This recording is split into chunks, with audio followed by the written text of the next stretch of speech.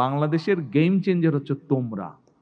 বাংলাদেশের game changer আমার সামনে বসে আছে। এই পরিকল্পনাগুলো কিন্তু গত 10-12 বছর ধরে আমরা করছি। মাহাদি আমিন যখন অক্সফোর্ডে পড়তো ওর সাথে বসে আমরা এই পরিকল্পনাগুলো করতাম যে আমরা যখন যদি সুযোগ পাই ইনশাল্লাহ সামনে সুযোগ পেলে তখন আমরা এই কাজগুলো করব। আমাদের ভবিষ্যৎ বাংলাদেশকে আমরা কিভাবে সাজাবো সেজন্যই কিন্তু আমরা সিদ্ধান্ত নিয়েছি এই প্রিন্টেড কপি থেকে বলবো না। আমি যেটা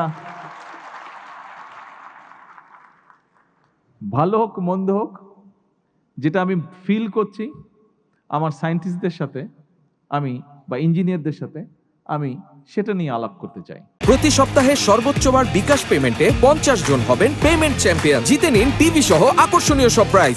আমি একটু আগে ওখানে যখন বসে ছিলাম তো বিভিন্ন জনের বক্তব্য শুনছিলাম, তা আমি তখন ভাবছিলাম যে কি বলবো। যদিও আমাকে আমার অফিস থেকে বিভিন্ন বিষয়ে রিসার্চ করে একটা বক্তব্য তৈরি করে দেওয়া হয়েছে, তাই আমি ভাবছিলাম যে এই বক্তব্যটা দিব নাকি আমি আজকে ফিউচার বাংলাদেশের যারা এই ফিউচারদের সাথে আমার কিছু চিন্তা ভাবনা এক্সচেঞ্জ করব। এটা নিয়ে একটা ডিবেট হচ্ছিল আমার নিজের মনের মধ্যে। তো ডিবেটটাতে পরে আমি চিন্তা করলাম যে না, এই প্রিন্টেড কপি থেকে বলবো না। আমি যেটা ভালো হোক মন্দ হোক যেটা আমি ফিল করছি আমার সায়েন্টিস্টদের সাথে আমি বা ইঞ্জিনিয়ারদের সাথে আমি সেটা নিয়ে আলাপ করতে চাই। ছোট বন্ধুরা, আমার সামনে যদিও নিচতলায় অনেকেই বসে আছেন, শিক্ষকবৃন্দ আছেন, বিভিন্ন আমন্ত্রিত অতিথিবৃন্দ আছেন, তবে আপনাদেরকে কিছুক্ষণের জন্য আমি ভুলে যেতে চাই। আপনারা শুনুন আমার কথা, কিন্তু আমি অ্যাড্রেস করতে চাই ওদেরকে। আশা করি আপনারা কিছু মাইন্ড করবেন না। আচ্ছা, আমি ছোট বন্ধুরা আজকে আমি যখন আসলাম এই প্রোগ্রামটাতে, যখন যেখানে তোমরা সব এক্সিবিট করছিলে ওখানে যখন দেখলাম, তখন কয়েকদিন আগে আমি আর্মি স্টেডিয়ামে গিয়েছিলাম। ওখানে আরেকটি স্পোর্টসের অ্যারেঞ্জমেন্ট ছিল। তারপরে দুটো মিলে যখন আমার মাথার মধ্যে পুরো জিনিসটা ভেসে উঠল, তোমাদের এই যে প্রজেক্টগুলো এক্সিবিট করছিলে ওই দিন যেই খেলোয়াড়দেরকে দেখলাম, সব কিছু মিলে পুরো সিনারিওটা যখন আমার মাথার মধ্যে আসলো, যখন আমি কল্পনার ভিতরে আমার আসলো পুরো সিনারিওটা, আমার নিজেকে খুব কনফিডেন্ট মনে হলো। এই স্টেজে যখন উঠলাম, ওখানে যখন বসলাম, খুব একটা কনফিডেন্ট ভাব লাগছে। ইয়েস, আমরা পারবো, আমরা পারবো।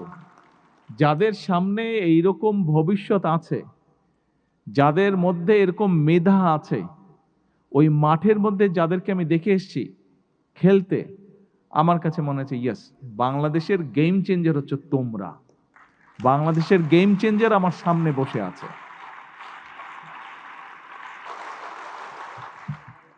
আজকে আমরা এখানে একটা অনুষ্ঠানে মিলিত হয়েছি। দেখো, এই যে অনুষ্ঠানে আমরা এখানে মিলিত হয়েছি, কয়েকদিন আগে যে অনুষ্ঠানটির কথা বললাম খেলোয়াড় প্লেয়ারদের ব্যাপারে, প্রাইমারি স্কুলের প্লেয়ার ছিল ওরা, ছোট ছোট বাচ্চা, কিন্তু দুর্দান্ত খেলছে, ফুটবল খেলছে তারা। কেন এই জিনিসগুলো হচ্ছে? এই জিনিসগুলো এই জন্যই হচ্ছে যে আমরা যখনই এরকম একটা হলরুমের মধ্যে এরকম একটা অনুষ্ঠান করি, কোন একটা অনুষ্ঠানে যেখানে বক্তব্য রাখি, লোকজন আসে বসে সুন্দর করে, কেউ কেউ বক্তৃতা দেয়, বক্তব্য শেষ হয়ে যায়, চলে যায়। তারপরে আউটপুটটা কি? আমরা চাই আমাদের কোন একটা কাজের আউটপুট থাকতে হবে, যেটা ভবিষ্যৎ বাংলাদেশকে গড়ে তুলবে, যেটা ভবিষ্যৎ বাংলাদেশকে সামনে টেনে নিয়ে যাবে, যেটা ভবিষ্যৎ বাংলাদেশকে অন্যান্য সব দেশের সাথে কম্পিটিশনে এগিয়ে রাখবে। তার জন্যই আজকের এই অনুষ্ঠান, তার জন্যই সেদিনকার সেই আর্মি স্টেডিয়ামে অনুষ্ঠান। দেখো, এখানে পুরো বিষয়টা কিন্তু তোমাদেরকে নিয়ে।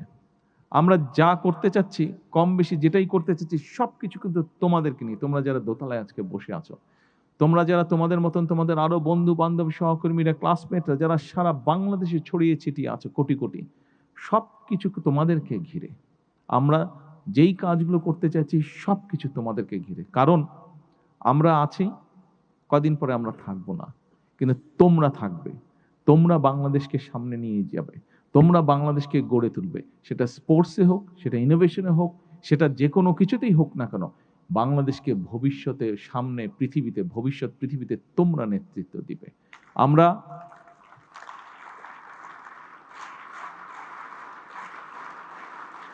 এবং সেজন্যই এখানে মাহাদি আমিন যখন বক্তব্য রাখছিল, এখানে মন্ত্রী সাহেব যখন বক্তব্য রেখেছেন, সেক্রেটারি সাহেব যখন বক্তব্য রেখেছেন, ওনাদের কথা থেকে কিছু কিছু জিনিস তোমরা জানতে পেরেছো।